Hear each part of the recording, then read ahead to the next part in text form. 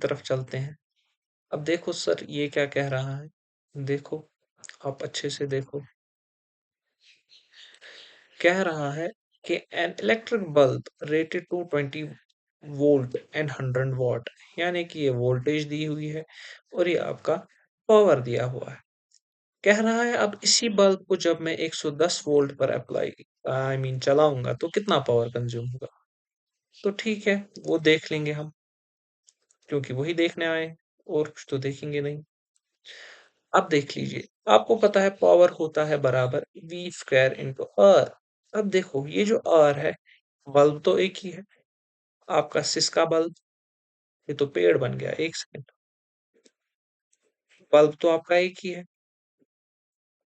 उसकी जो रेजिस्टेंस होगी, ये रेजिस्टेंस तो कांस्टेंट है, इसीलिए पहले हम रेजिस्टेंस निकाल लेते हैं। तो रेजिस्टेंस किसके बराबर आएगा? V square upon P. तो वी स्क्वायर का वैल्यू डाल दीजिए। वी स्क्वायर है 220 इंटू 220, क्योंकि स्क्वायर है।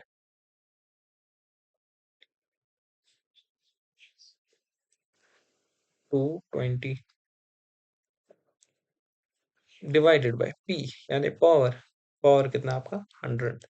ये जीरो खत्म, ये जीरो खत्म, यानी आपको आ गया 22 मल्टीप्लाई बाय 22। गुना भाग आपको आती है, ये आ गया 44, और नीचे भी आ गया 44, ये आ गया 484, यानी कि आपका जो रेजिस्टेंस आ गया वो आ गया 484 ओम, क्योंकि रेजिस्टेंस की वैल्यू ओम ही होती है, गणित तो आएगा नहीं। अब देखो, अब हमें निकालना है जब इसको ऑपरेट किया जा रहा था किस पर? 110 वोल्ट पर। देखो, फिर से पावर जो होगी वो होगा फिर से वी स्क्वायर अपॉन आर।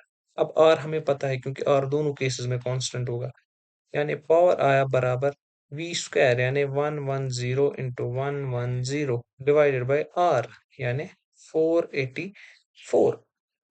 ठीक है, इसको जब आप सॉल्व करते हो तो वो आपका बन जाता है 25